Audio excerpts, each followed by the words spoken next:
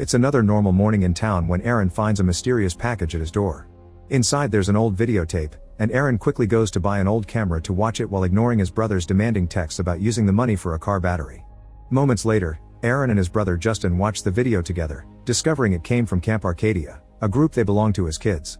Anna appears on the screen saying everyone is well and happy, and that they look forward to the ascension. Justin's angry that his brother spent money on a camera just for this, but Aaron ignores it and points out that everyone is alive when in the past Justin said the group would end things. While Aaron remembers Camp Arcadia as a friendly community, Justin insists they're a UFO death cult and that the ascension is a plan to die. Afterward, the brothers go back to their poorly paid cleaning job. They have instant noodles for lunch, and Aaron keeps bringing up Camp Arcadia, pointing out how they were always well fed there. The argument continues while Aaron cuts Justin's hair, and Aaron insists the camp hadn't been a cult, not remembering any talk about death. Justin is absolutely sure they were a cult and that he saved his brother when they escaped, so they should keep up with the deprogramming sessions or they won't get financial aid. Aaron doesn't want to go to deprogramming anymore and cuts Justin's hair badly on purpose before leaving the room in a tantrum. Later, Justin goes to his deprogramming therapy session, where he shares what happened. He knows Aaron isn't happy with this life and that he cries in his sleep. Justin also thinks Aaron resents him for having pulled them out of the cult and going to the press about it, but for Justin thinking for himself is more important. He's tired of having always to take care of Aaron. The next day their brothers discuss their financial problems, the cause being that nobody wants to hire ex-cultists. This is also the reason why it's hard for them to make friends or have girlfriends. Aaron confesses he wants to go back to Camp Arcadia for at least one day to say goodbye properly and have closure, and Justin finally gives in. Later in therapy, Aaron says he knows Justin is trying, but he's a total disaster, and it makes Aaron feel like he doesn't have control of his own life. He won't mention this to Justin though because he can't do that to his own brother. Sometime later, the brothers take their car to San Diego to visit the camp. Their argument comes up again with Aaron saying it wasn't a cult, it was a commune, but Justin disagrees. He keeps mentioning group death, worshipping a deity in the forest that nobody knows about, and gelding, but Aaron doesn't remember any of that. The siblings' parents died in a car accident many years ago, and when they pass by the accident site, they stop to pay their respects. Aaron notices someone left a drawing, but Justin says they made it years ago, which doesn't explain how it still looks brand new. There also are some weird sticks along the road. Justin gets a bit weirded out when he notices both sides of the road look exactly the same, but when he turns around once again, the road has suddenly changed. He decides they better get going yet still refuses to let Aaron drive. Further down the road, they see Carl walking by with a furious face. When they finally make it to Camp Arcadia, they find Dave at the entrance with a creepy smile on his face, but he doesn't say anything. Hal gives them a warm welcome and immediately takes the siblings to have lunch where they reunite with Tim, Anna, and Shane. They also meet newcomer Lizzie. Dave is sitting nearby, and the creepy smile never disappears from his face. Anna comments on how much the brothers have grown up, but nobody seems to realize people in the camp still look the same. The brothers learn that the beer they're drinking is made here in camp and the money they make by selling it is their main source of income. Afterward, the brothers go to leave their things in the bedroom, where they find a post-it that says please be quiet. Aaron admits he's interested in Anna, but Justin reminds him they're all 20 years older than him, they just don't look it. Then Justin goes out for a run, noticing that people seem to be happy here in the commune. When he reaches the road, Carl passes by him again, but he won't say hi. In the evening, the group gathers around the bonfire to drink and have fun. Hal invites Justin to his cabin to show him an equation on his board that he hasn't been able to solve yet. He also wonders why the brothers came back, and when Justin mentions the video, Hal says he has no idea what he's talking about. Hal explains that the ascension has never had anything to do with death and that there's something bigger than them out there. Afterward they go back outside, where Shane is showing off magic tricks. Justin picks a card, and when Shane tries to guess it, Justin says it's wrong, so Shane tries something different. He throws a ball up in the air, yet it doesn't come back down until Shane opens Justin's hand, and the ball lands right on his palm. Meanwhile Aaron chats with Anna, who makes the clothes for the camp. She invites him to his cabin to show him her designs and Aaron shares how much he dislikes his life right now. Moments later, the group gathers around a rope where they play the struggle. A person is supposed to pull at the rope, which hangs from the sky, to represent their personal struggle with passion and growth.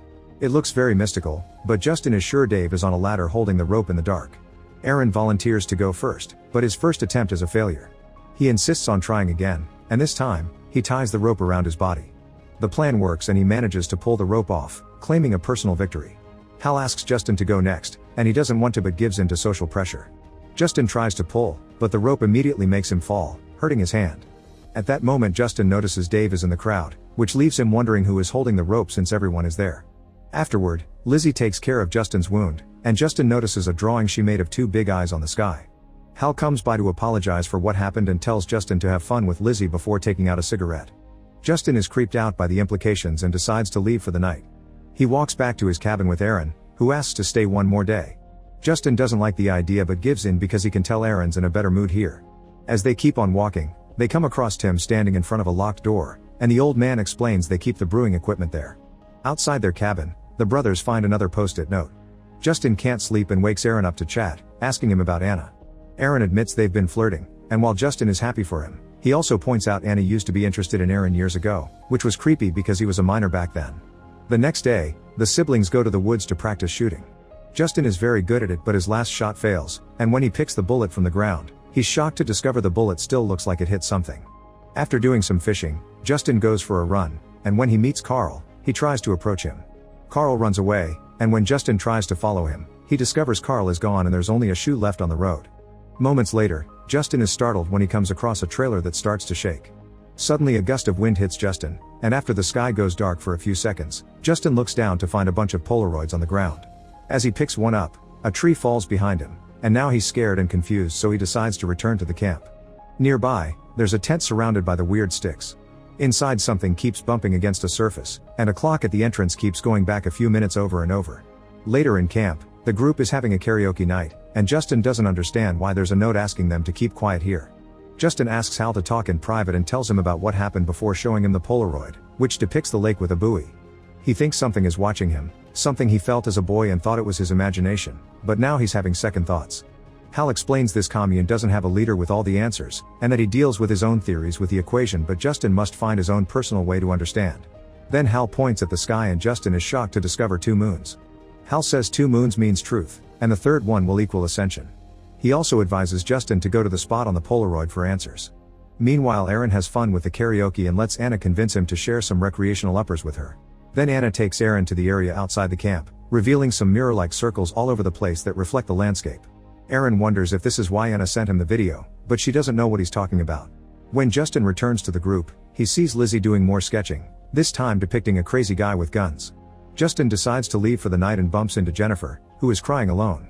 She's the one that has been leaving notes because she can't sleep with all the noise.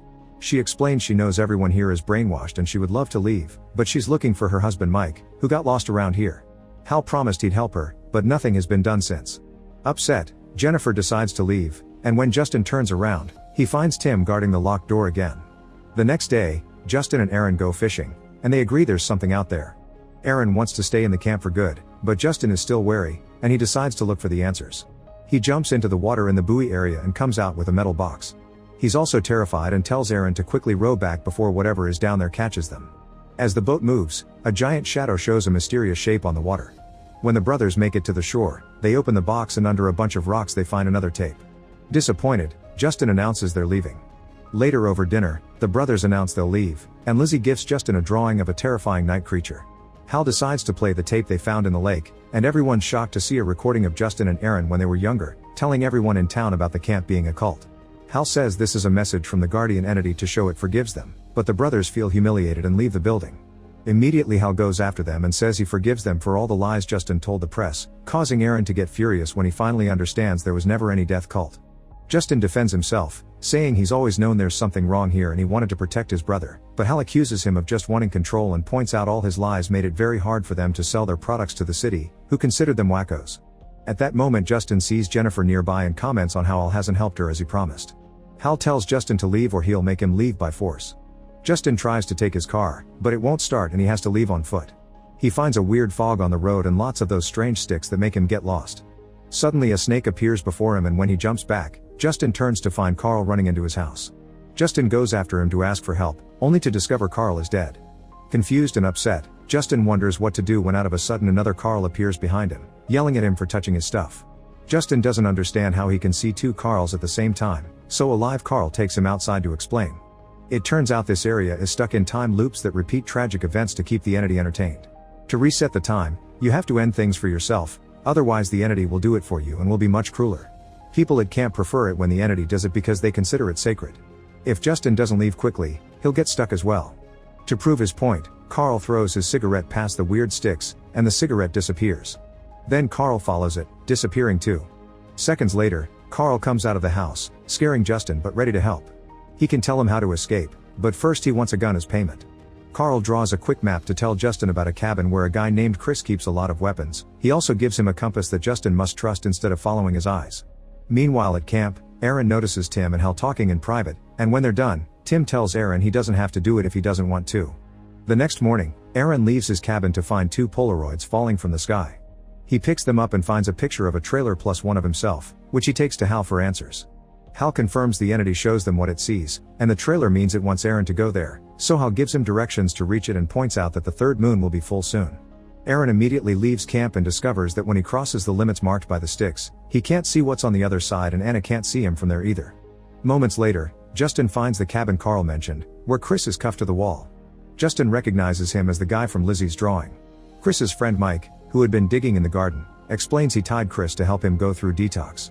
Then Mike connects a hard drive he found outside to his computer to watch a video that shows him and Chris dying in a horrible way. This is another message from the entity as a warning for trying to escape the loop. Mike wants to help Justin escape too, so he gives him the gun and tells him about his life outside the loop, mentioning a wife that liked to leave notes around the house. Justin realizes this is Jennifer's husband but decides not to share that detail. He leaves after wishing Mike good luck, and Mike proceeds to light the house on fire. At that moment Justin realizes he left his map inside, but when he's about to go back, the loop resets it all to the time before he arrived. In the meantime, Aaron finds the trailer and the tent with the clock. When he looks through the tent window, he finds a man that stands up and moves, only to get killed and start all over. The man notices Aaron and tells him he can't help before exploding, scaring Aaron away. Sometime later, Justin is trying to make his way back to Carl and comes across another trailer with a cougar that snarls at him but leaves him alone. At that moment Aaron enters this loop, and both brothers confess they're lost. They approach the trailer and find a note from the owner saying anyone can use the recreational flowers from the garden, but the brothers prefer to leave. As soon as they're gone, a projector in the trailer activates and plays a recording of the brothers leaving. Something suddenly shoots the projector and sends it flying into a different loop. The third moon is about to become full, and people in camp begin getting ready for the ascension. The brothers keep on walking, and after coming across a bunch of weird statues, they finally find Carl's house. He isn't around but he did leave the map, so Justin grabs it and leaves the gun in its place. Aaron takes a moment to tell Justin that he doesn't want to leave the camp and he doesn't mind the idea of the loop. He gets to be immortal and he'd rather repeat his death than keep on repeating the awful routine Justin puts him through. Justin disagrees but the brothers still leave together right before Carl shows up again. He's very happy to see the gun and uses it to end things, but it doesn't work and he wakes up in the loop again. The brothers make it back to camp when night falls.